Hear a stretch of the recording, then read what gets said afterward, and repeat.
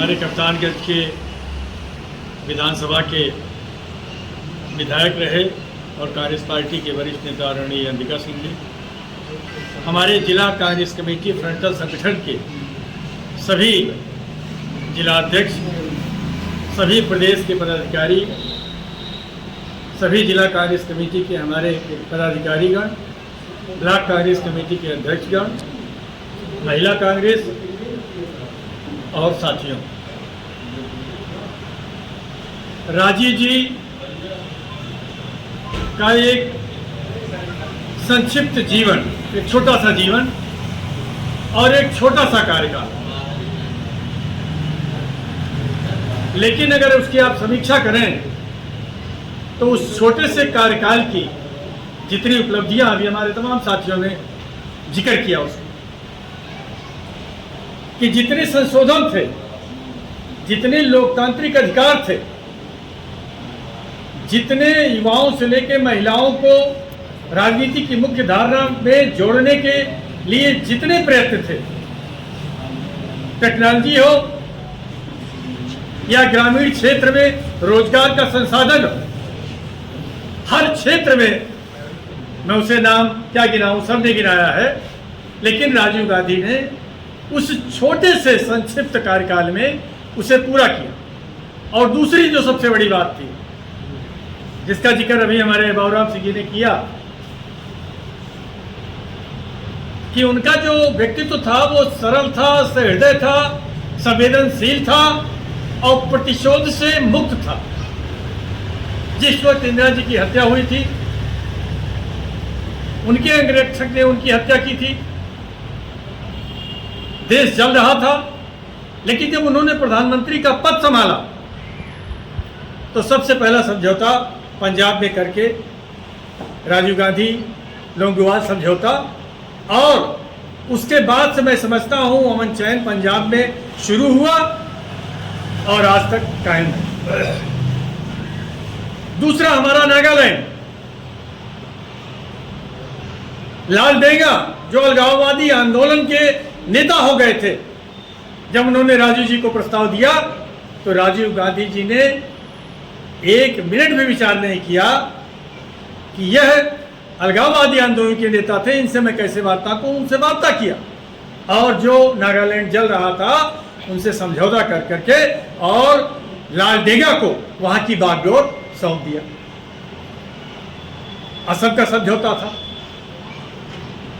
तो महत्वपूर्ण ये नहीं है कि हमारे पार्टी के जो नेता थे उन्होंने किया क्या, महत्वपूर्ण यह है कि किसी को 10 वर्ष मिल जाता है, किसी को 15 वर्ष मिल जाता है, किसी को 50 वर्ष मिल जाता है, लेकिन किसी को 5 वर्ष मिलता है। और 5 वर्ष के कार्यकाल में चाहे पंचायत राज व्यवस्था का सवाल हो, महिला आरक्षण का सवाल हो, युवाओं को मताधिकार का सवाल हो, कंप्यूटर से पूरे देश को दुनिया से जोड़ने का सवाल हो, अंतर्राष्ट्रीय स्तर पर हमारे जो राजनीतिक संबंध थे उसका सवाल रहा हो, चाहे श्रीलंका पूरी तरह से आप समझ लीजिए कि आग के हवाले था, श्रीलंका में शांति सेना भेजने का सवाल रहा हो, चाहे भले उन्होंने अपनी जान गंवा दिया, लेकिन राष्ट्रीय और अंतर्राष्ट्रीय मुद्दों पे जो भारत की आत्मा थी, जो भारत का चरित्र था, जो भारत का संस्कार था और जो भारत की नीति थी, जो जिसपे भारत पूरी दुनिया में उसके चेहरे को पहचाना जाता था, उससे राजीव गांधी ने कहीं कोई समझौता नहीं किया।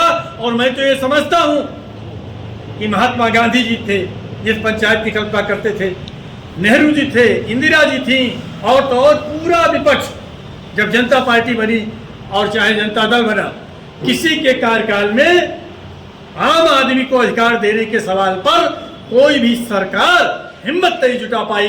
वो तनहा राजीव गांधी थे जिन्होंने आम आदमी को अधिकार दे करके और उनको मालिक बना दिया।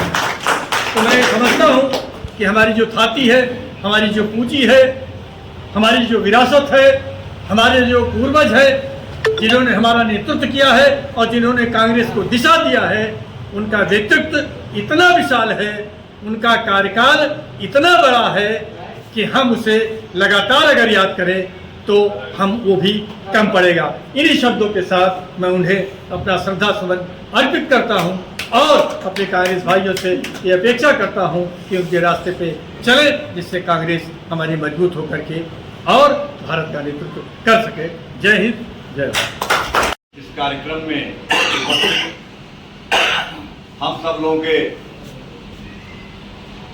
प्रेरणा स्रोत कप्तानगंज विधानसभा से 2 बार विधायक रह चुके हम लोगों के नेता आदरणीय अंबिका सिंह जी, उत्तर प्रदेश कांग्रेस के सचिव रहे, अखिल भारतीय कांग्रेस कमेटी के सम्मानित सदस्य और आपके बस्ती विधानसभा से चुनाव लड़े हम सब लोगों के नेता भाई देवेंद्र श्रीवास्तव जी, किसान कांग्रेस के राष्ट्रीय पद पे अभी नवाजे गए हम सब लोग के बड़े भाई परम आदरणीय राम मोहन शुक्ला जी और हमारे सम्मानित नेतागण पीछे हैं भाई आदरणीय बाबूराम सिंह जी, जैन भाई, सभी हमारे सम्मानित नेतागण, सम्मानित हमारे कांग्रेस पार्टी के सम्मानित पदाधिकारीगण,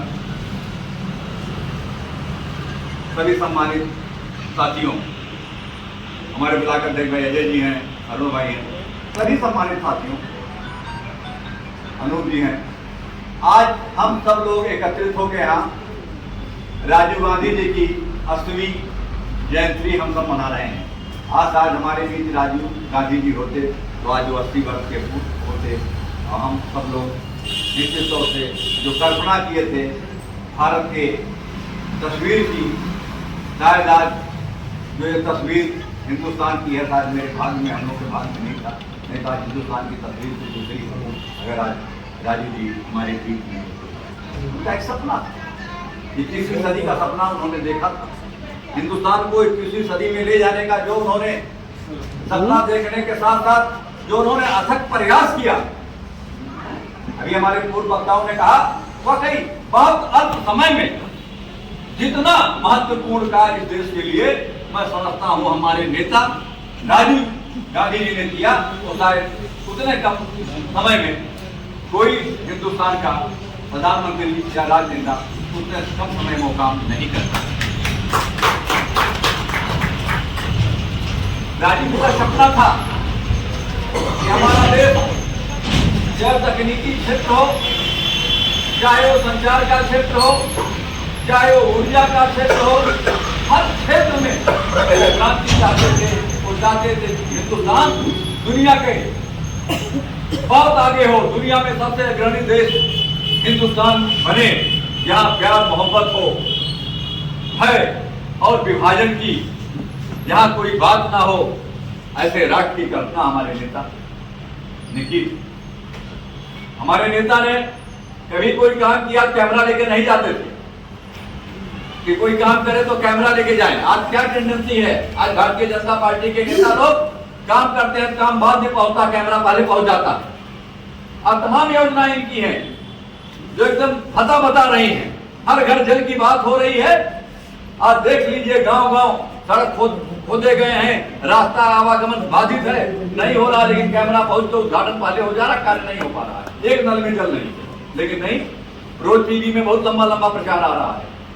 हमारे नेता ने कभी ये कल्पना नहीं की, वो काम करते थे, काम में विश्वास करते थे। अभी हमारे वक्ता ने कहा भाई बाबूराम जी ने कि वो अटल जी के इलाज के लिए अमेरिका भेजे, लेकिन उन्होंने हिंदुस्तान के किसी व्यक्ति को बताया नहीं। कहीं अपने किसी भाषण में, किसी प्रेस कॉन्फ्रेंस में उन्होंने नहीं बताया कि हमने अटल जी का इलाज किया। आवाज अपनी मां से भी मिलने जाना होता है, कैमरा पीछे जाता है। ये संस्कृति है हमारी। आज ले जा रहे हैं कहा इस देश को, अब हमारे देश के लोग तारीफ जाते हैं कि बहुत आगे जा रहा है, बहुत आगे जा रहा है, इस क्षेत्र में जा रहा है, बताते हैं दुनिया की 5वीं हम शक्ति हो गए हैं। कहाँ हो रहा है? धरातल पे जमीन पे नहीं दिख रहा है। आम आदमी मारे मारे फिर रहा है, मजदूर को काम नहीं मिल रहा है, नौजवान रोजगार के चक्कर में चक्कर लगाते लगाते थक जा रहा है, उसे रोजगार नहीं मिल रहा है। तो आज हम जैसे देश की कल्पना हमारे नेता ने किया था, निश्चित तौर से आज हम उससे बहुत पीछे हैं।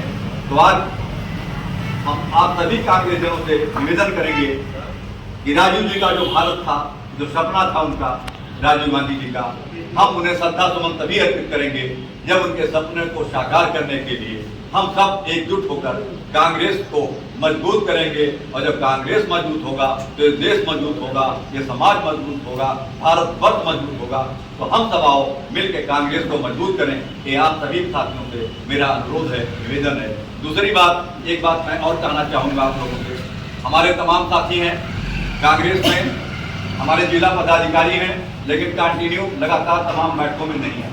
ये दुखद, तमाम कार्यक्रमों में नहीं आ रहे, बड़ा दुखद है। देखिए, हम जिम्मेदारी लिए हैं, अगर हमने पद लिया है, चाहे ब्लॉक अध्यक्ष के रूप में, चाहे सचिव के रूप में, महासचिव के रूप में, उपाध्यक्ष के रूप में हमने जो पद लिया है, उस पद के साथ हमें न्याय करना है। अगर हम उस पद के साथ न्याय नहीं कर रहे हैं तो हम पार्टी को धोखा नहीं दे रहे हैं, खुद को भी धोखा दे रहे हैं। इसलिए मेरा सभी साथियों से संदेश है, जो लोग आए हैं उन तक भी, जो नहीं आए हैं उन तक भी ये निवेदन है कि जो जिम्मेदारी हमारे साथीगण लिए हैं उनका कृपया निर्वहन करें। अन्यथा की स्थिति में देख रहे हैं हमारे नेता राहुल गांधी जी लगातार दिन रात मेहनत कर रहे हैं, परिश्रम कर रहे हैं। आज हमारे यहाँ फंडल संगठन का महिला के अलावा हमारे नवनियुक्त हुए हैं, अभी मैं बताऊंगा अल्पसंख्यक के, वो आए हैं। NSY यहाँ कोई संगठन का अध्यक्ष ही नहीं है, यूथ कांग्रेस दिख ही नहीं रहा है। उस दिन जिस दिन विश्वनाथ भाई को विजय भाई आए थे उस दिन यूथ कांग्रेस दिख रहा था, उसके बाद किसी कार्यक्रम में नहीं दिखता। ये तो आज आपके महरूम नेता का जयंती है और आज के दिन भी अगर आप यहाँ फंडल संगठन और जिम्मेदार लोग नदारत पहना रहे हैं, ये दुखद और दुर्भाग्यपूर्ण है। तो मैं अपनी बात यही समाप्त करता हूं और आपसे निवेदन करता हूं कि आप सब लोग आज राजीव गांधी जी की 80वीं जयंती में ये संकल्प लें कि हम कांग्रेस के हाथों को मजबूत करेंगे, राजीव जी के सपनों को साकार करेंगे, राजीव जी का भारत बनाएंगे। इन्हीं शब्दों के साथ मैं अपनी बात खत्म करता हूँ। जय हिंद, जय भारत। दो चीजें और दो सूचनाएं हैं हमारे बीच। भाई श्री सद्दाम हुसैन जी हैं, इन्हें अल्पसंख्यक प्रकोष्ठ का जिला अध्यक्ष बनाया गया है। हम निश्चित तौर से आदरणीय अंबिका भैया से, देवेंद्र भैया से कहेंगे कि माल्यार्पण कर इनका स्वागत करें। भैया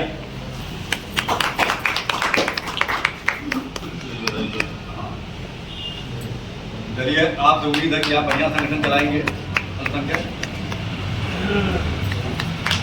नौजवान है, युवा है। और दूसरी सूचना है, हामिया